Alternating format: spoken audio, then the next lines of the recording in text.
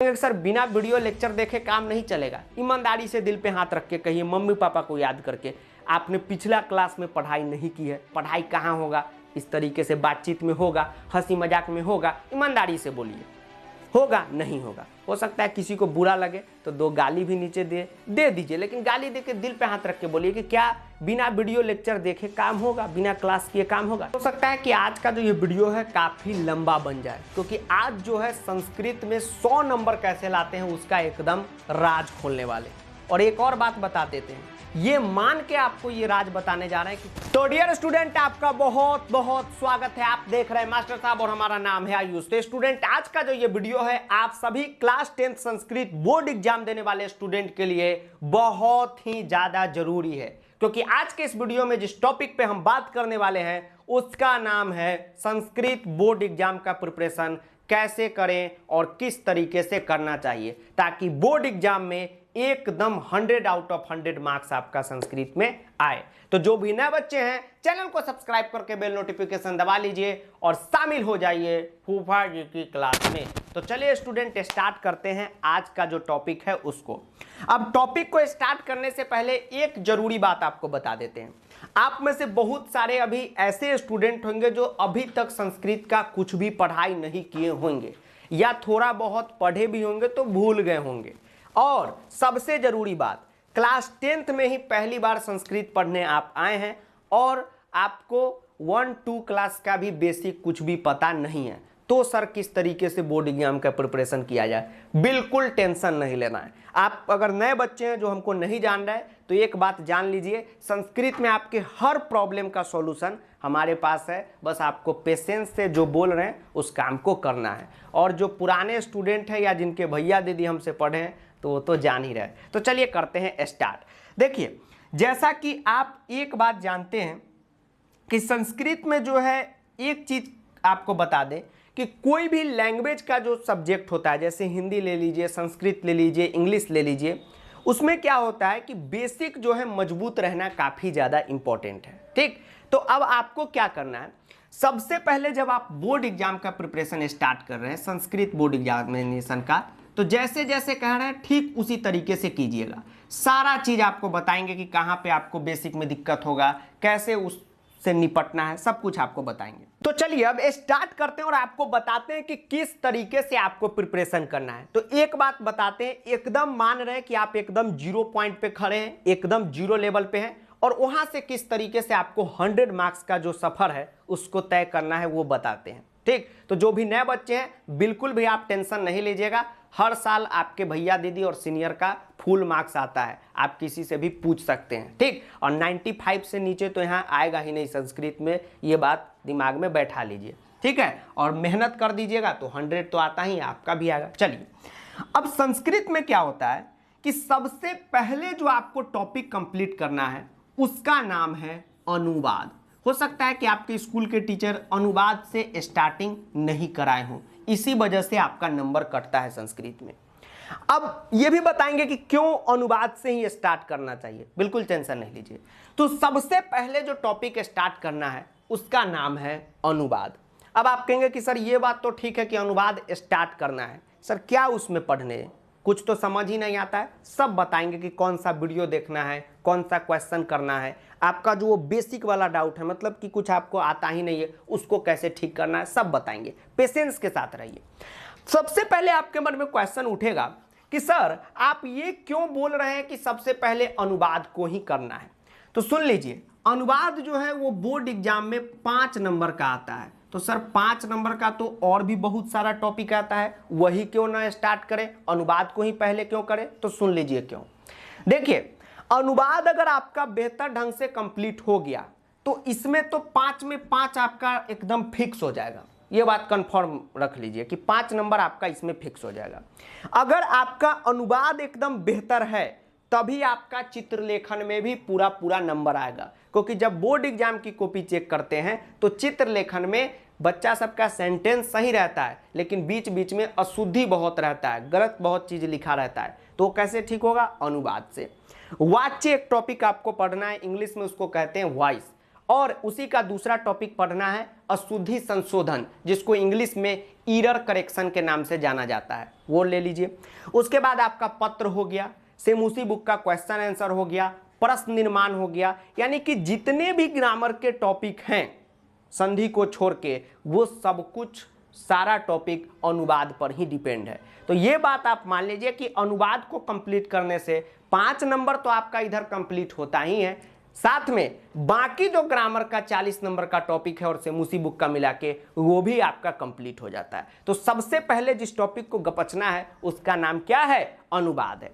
अब अनुवाद में करना क्या है वो आपको बताते हैं। देखिए अनुवाद में क्या करना है समझ लीजिए। पहले देखिए आप डिस्क्रिप्शन में जाएंगे तो आपको मिलेगा अनुवाद का 2 प्रसाद।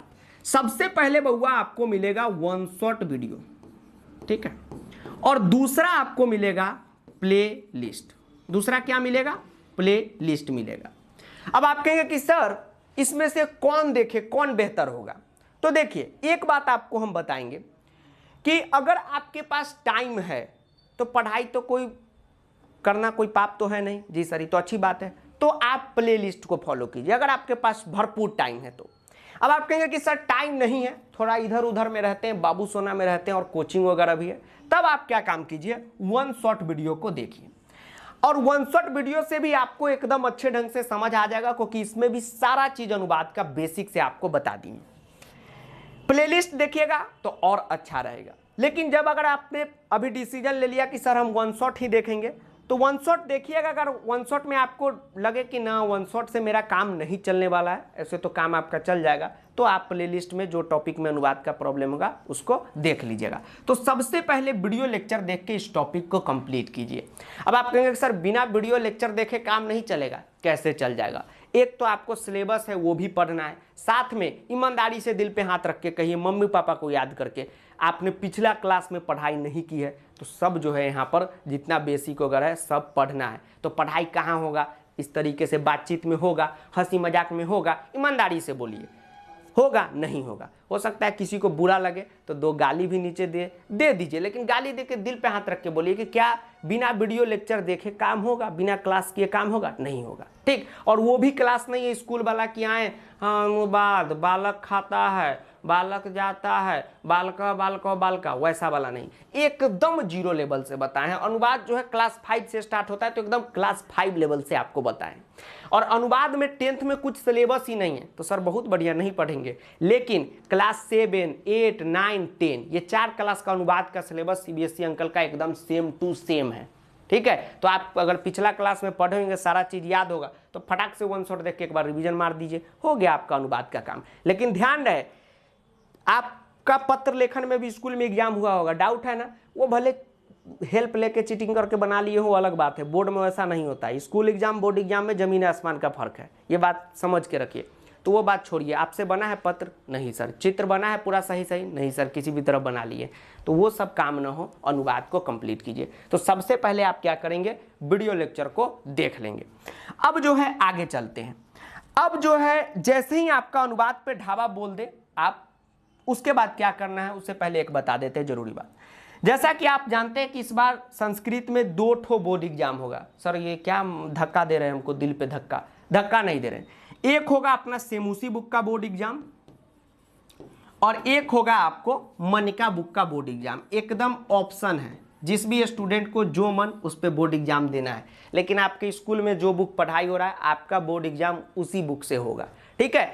तो मनिका बुक जिनका भी है उनके सिलेबस में अनुवाद का क्वेश्चन नहीं आएगा। लेकिन अगर आप अनुवाद वो समझ के छोड़ देंगे कि हमको तो अनुवाद का क्वेश्चन आएगा ही नहीं, तो हम क्यों अनुवाद पढ़ने जाए, तो ध्यान रखिए फिर अनुवाद का कॉन्सेप्ट नहीं रहेगा तो आपका भी चित्र पत्र वाच्य अशुद्धि समास इस सब में दिक्कत होगा। तो आप भी जो है हल्का फल्का कुछ क्वेश्चन तो कर ही लीजिएगा, कॉन्सेप्ट तो पूरा कीजिएगा। और जितने भी सेमुसी बुक वाले भैया दीदी हैं, जी सर हम हैं, तो आपका तो कॉन्सेप्ट भी करना है और साथ में क्वेश्चन का प्रैक्टिस भी करना है। तो सर मनिका तो इजी हो गया है, तो क्वेश्चन ही हट गया, तो संधि में सारा कुछ दे दिया है आपको, संधि एकदम छोटा सा पढ़ना है, तो सब मेकअप होता है, ठीक। चलिए, मेकअप का मतलब एक बराबर। अब जैसे ही आपका अनुवाद हो जाए तब आप जो है फिर से ग्रामर में ही रहेंगे। उसके बाद आप ग्रामर में क्या टॉपिक कंप्लीट करेंगे? घटिका। घटिका को समय लेखनम के नाम से भी जाना जाता है, ठीक है।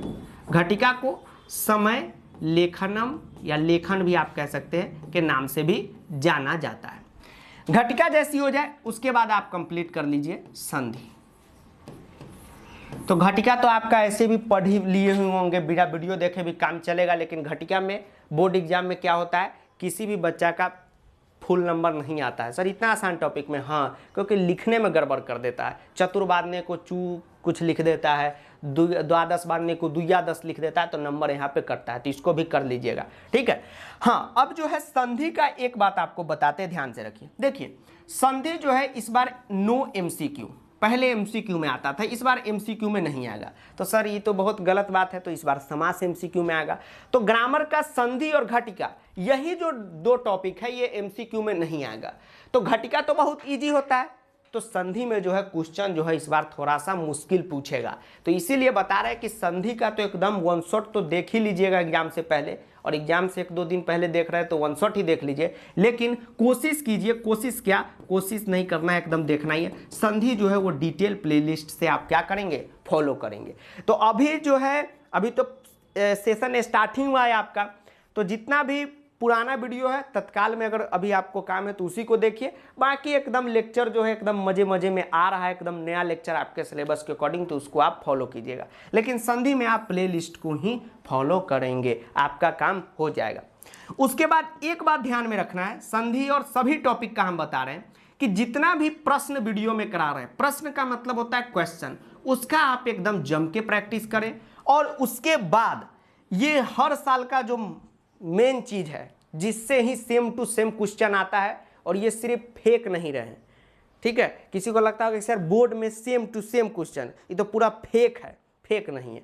आप बस सीनियर से पूछिएगा कि फूफा जी एकदम same to same question exam में दिलवाते हैं, या आपके भैया दीदी होंगे, लगभग के भैया दीदी ही होंगे, या बच्चे खोचे के सीनियर होंगे। आप पूछ लीजिएगा कि संस्कृत में क्या वो जो टेस्ट सीरीज अभ्यास प्रश्न के नाम से जाना जाता है, क्या वो क्वेश्चन सेम टू सेम आता है। बस आप पूछिएगा, कहेंगे हाँ आता है, ठीक है। तब ना आप देखते हैं कि एकदम हवाबाजी हो रहा है, बाबू सोना सब हो रहा है, हंसी मजाक हो रहा है, खिलाई हो रहा है, एकदम घुमाई हो रहा है। और संस्कृत में कितना नंबर, तो 100 में 100, ठीक है। क्यों, क्योंकि वीडियो के वजह से और अभ्यास प्रश्न के वजह से। तो अभ्यास प्रश्न जो है उसको करना एकदम आपके लिए जरूरी है, किसी भी टॉपिक में हम बता रहे हैं आपको। देखिए वीडियो देख लीजिएगा तो आपका एकदम 100 में जो है 65-70 नंबर आपका फिक्स हो जाएगा, ये हम दावा कर रहे हैं, ठीक। और अभ्यास प्रश्न कर लीजिएगा तो लिख के रख लीजिए कि आपका किस्मत ही खराब होगा, या आप ज़्यादा ही क्वेश्चन देख के खुश हो जाएंगे, तभी आपका 1 नंबर भी कटेगा, नहीं तो एकदम 100 आउट ऑफ 100 फिक्स है। अभ्यास प्रश्न करने के बाद ये दावा है, आप किसी से भी पूछ सकते हैं। तो अभ्यास प्रश्न जो है वो आपको ऐप पे मिल जाएगा। अभ्यास प्रश्न को इंग्लिश में टेस्ट सीरीज के नाम से जानते हैं, यानी प्रैक्टिस क्वेश्चन, तो आपको ऐप पे मिल जाएगा। ध्यान रहे कि जब उसमें आप इनरोल कीजिएगा अभ्यास प्रश्न में, यानी टेस्ट सीरीज में, एक ही चीज़ है। तो सर हिंदी में क्यों बार बार बोल रहे हैं, तो अपना हिंदी को भी तो जीवित रखना है, ठीक। हर चीज़ इंग्लिश में बोले, अब संस्कृत हिंदी के क्लास में इंग्लिशे को घुसा दे तो क्या मायने रह जाएगा। तो इसमें जो है सेमूसी बुक का अलग बनाए हैं, मनिका बुक का अलग है। तो ध्यान रखिएगा कि जो सेमूसी वाले हैं वो सेमूसी का कीजिएगा, जो मनिका वाले हैं वो मनिका का कीजिएगा। तो सर ये कैसे पता चलेगा कि कौन सेमूसी का है कौन मनिका का, तो दोनों का अलग अलग कॉलम है, ठीक है, चिंता आपको नहीं करना है, ये है। अब घटिका संधि जैसी आपका हो जाए तो उसके बाद जो है आपको क्या काम करना है, उसके बाद जो है आपको अपना जो है बुक को स्टार्ट कर देना है, ठीक है। सेमूसी बुक है उसको स्टार्ट कर देना है। सर मेरा तो सेमूसी बुक नहीं है, मेरा तो मनिका बुक है, तो आपको मनिका बुक को स्टार्ट कर देना है, ठीक है, आपको मनिका बुक को स्टार्ट कर देना है। अब जिनका मनिका होगा वो सोच रहे होंगे कि सर ये सेमूसी क्या होता है, और जिनका सेमूसी होगा वो सोच रहे होंगे कि सर ये मनिका क्या होता है। तो ये सेमूसी मौसी है, मनिका मौसी है। कहने का मतलब ये है कि इस बार सीबीएसई अंकल जी हैं वो 2 बुक ऐसे स्कूल वाला को दिखाए हैं, कहें कि बच्चा से पूछ लो किसको किस बुक पे एग्जाम देना है, लेकिन स्कूल वाला आप लोग से पूछेगा, ठीक है, उसका तो ये कहेगा कि मेरा तो इज्जत डाउन हो जाएगा। तो स्कूल वाला को जो मन किया वो बुक चला रहा है। तो आपके स्कूल में मनिका चल रहा है तो आपका मनिका बुक हुआ, आप सेमूसी बुक को जानते भी नहीं होंगे। और आपके स्कूल में अगर सेमूसी चल रहा है तो आप मनिका बुक को जानते भी नहीं होंगे। और हम तो दोनों को पढ़ाते हैं तो दोनों को जानते हैं, ठीक है, और वो दोनों को भी जानते हैं, वो दोनों को भी, सबको जानते हैं, ठीक। चलिए तो अब जो है इसका जो है कम से कम 5 चैप्टर जो है 5 चैप्टर जो है उसको एकदम अच्छे ढंग से वीडियो लेक्चर के थ्रू आपको क्या करना है, पढ़ लेना है। अब जैसी आपका क्या बताएं बाबू, घटिका और संधि हो जाए, उसके बाद सेमूसी बुक या मनिका बुक जो भी है उससे 5 चैप्टर आप पढ़िए। अब इसके बाद जो है ग्रामर का बाकी जितना भी टॉपिक है उसको कीजिए। समास हो गया आपका, प्रत्यय हो गया, अव्यय हो गया, ये हो गया, वाच्य हो गया, उसके बाद अशुद्धि संशोधन हो गया,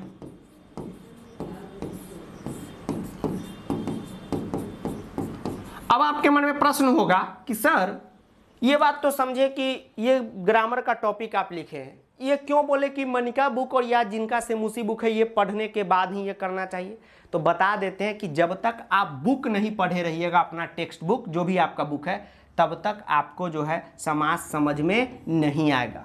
ठीक है, क्योंकि समास में जो भी शब्द आएगा, ठीक है, इस बार रिसर्च में हम पता कर लिए हैं, वो आपका सेमूसी बुक या मनिका बुक है उसी से आएगा। तो वो शब्द का हिंदी मतलब पता रहना चाहिए समास बनाने के लिए। तो कैसे पता चलेगा, तो जब तक बुक नहीं पढ़ेंगे इसमें पता ही नहीं चलेगा।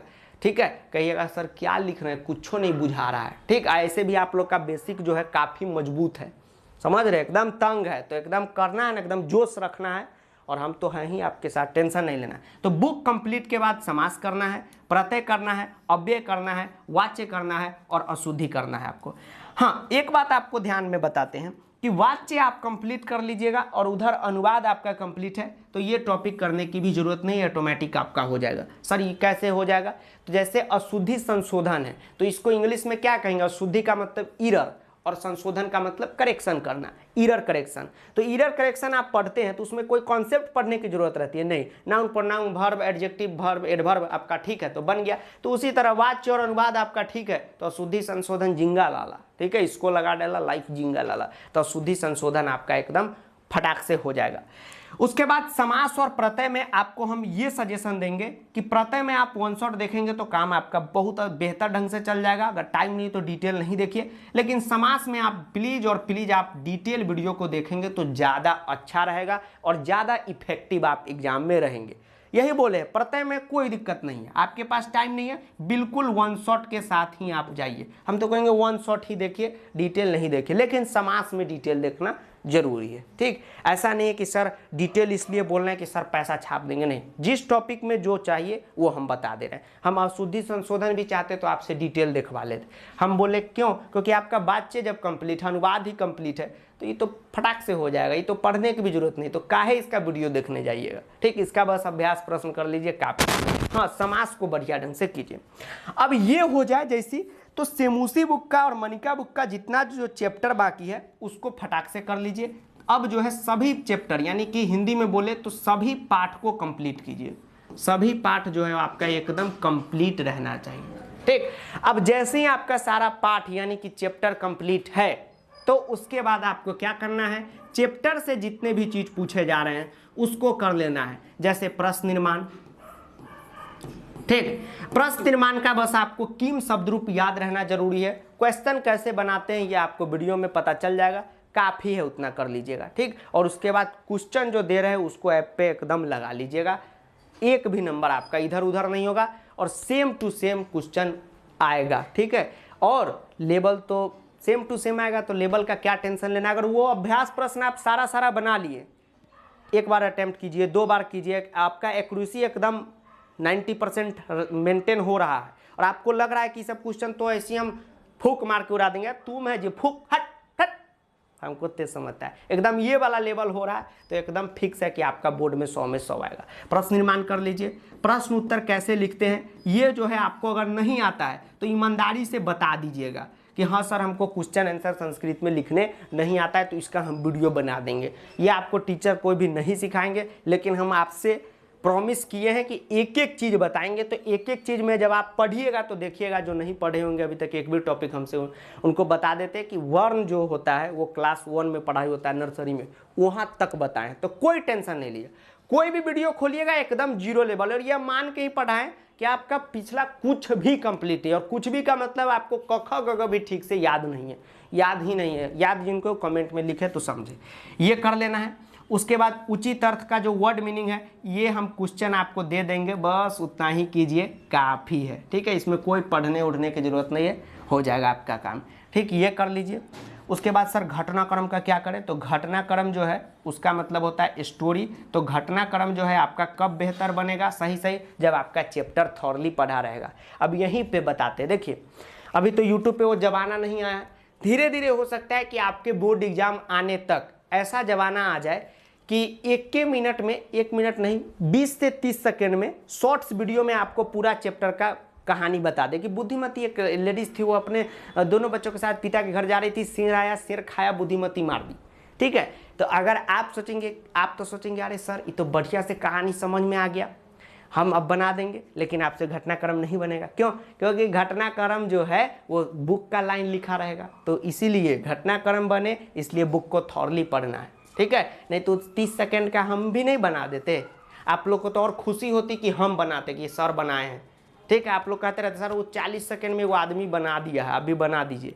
हम कहे कि 40 सेकेंड में बनाना रहता तो हम भी बना देते, लेकिन जब आपको बनाने का काम करते, नहीं कहता बेवकूफ़ बनाने, तो वो बनाने का काम करते तब बना देते, बनाना खा के बना देते, ठीक है। तो हमको वो काम नहीं करना है। अब हम 30 सेकेंड में बताएंगे चैप्टर, तो कहानी पता चलेगा। घटनाक्रम कभी नहीं बनेगा, आप सीनियर से पूछ लीजिए, भैया दीदी घर में हो तो उनसे पूछ लीजिए। उचित अर्थ आपसे नहीं बनेगा।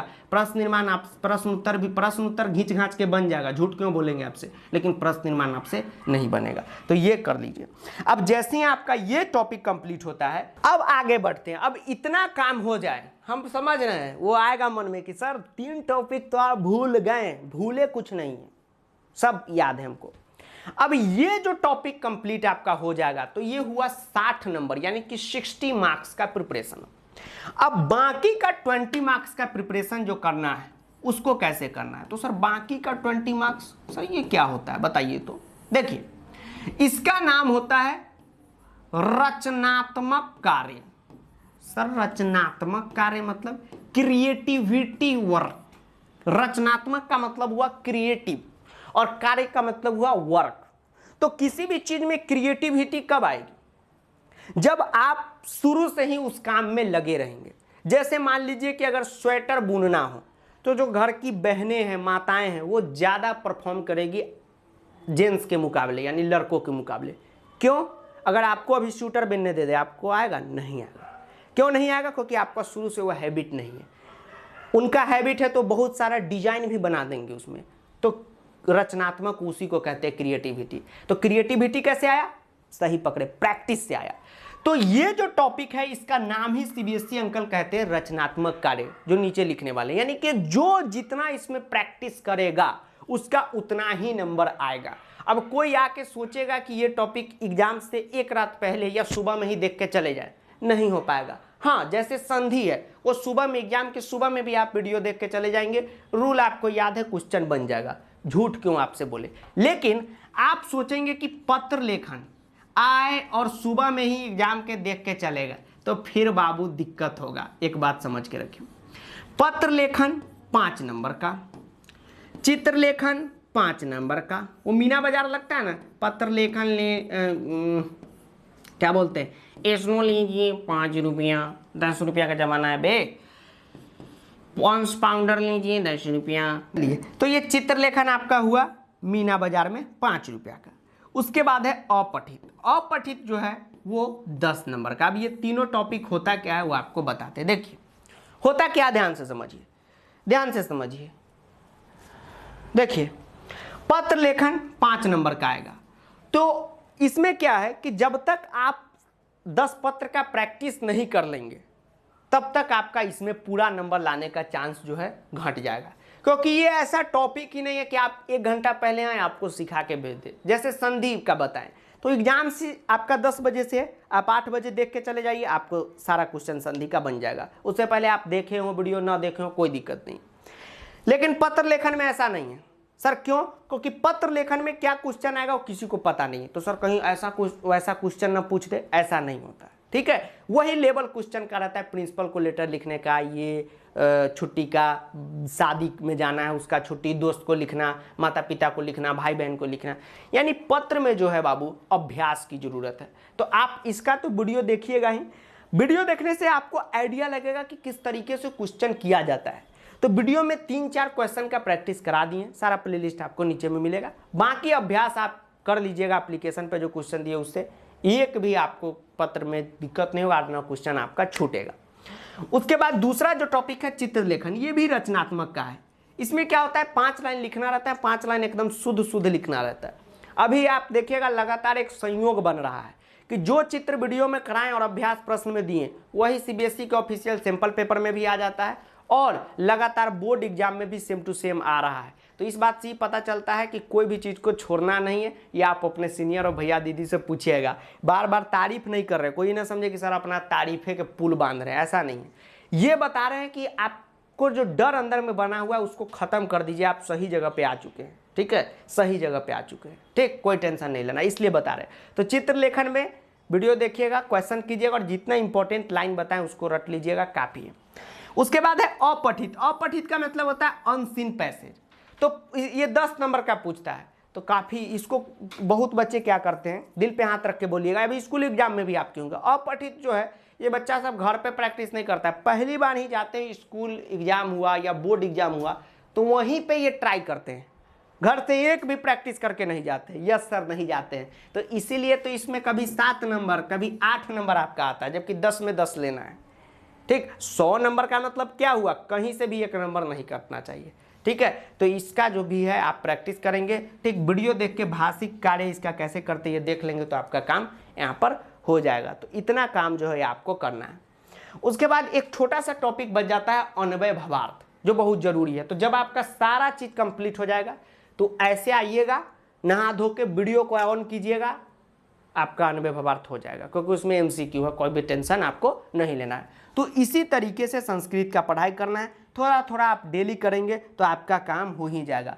एक बात आपको बता देते हैं कि आप कोई भी टॉपिक का वीडियो देखेंगे, समरी आपको बता देते हैं कि कोई भी टॉपिक का आप डिस्क्रिप्शन में से वीडियो देखिए, क्योंकि बिना वीडियो देखे आपको हम झूठ क्यों बोले, आपका नहीं हो पाएगा। जो सच है सो सच है। अब मान लीजिए कि हम ही किसी एग्जाम का तैयारी करें और उसका सिलेबस नहीं पढ़े तो क्या उस एग्जाम में कर पाएंगे, कुछ नहीं कर पाएंगे, ठीक। अब ये रहेगा कि उस सिलेबस मास्टर जो पढ़ा रहे हैं वो सही से नहीं पढ़ा रहे हैं। अब तो यूट्यूब आने के बाद वो सब समस्या खत्म हो गया कि स्कूल टीचर सर किसी भी तरीके से पढ़ा देते हैं, वो अपना काम चलाते हैं, अपना सिलेबस पूरा कर रहे हैं, वैसा तो है नहीं। कोई भी टॉपिक ऐसा आप नहीं कह सकते कि सर ये वीडियो खोले हैं और हमको ये समझ में नहीं आया, या सर ये बेसिक आपको बताना चाहिए था आप नहीं बताएं। सारा चीज़ आपको अच्छे ढंग से बता दिए।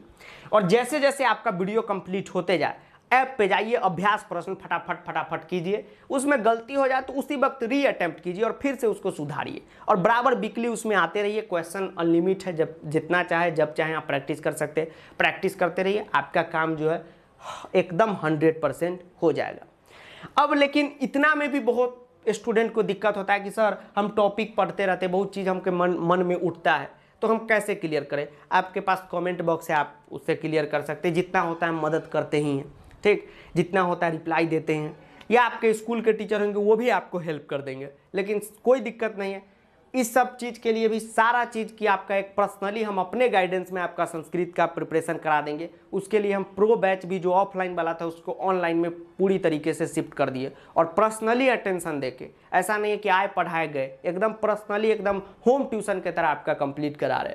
तो जिनके साथ बहुत भारी समस्या है, ठीक है, लग रहा है कि हेल्प चाहिए टीचर का, ठीक, फिजिकली स्तर पे भी, तो आप जो है प्रो बैच को भी ज्वाइन कीजिएगा।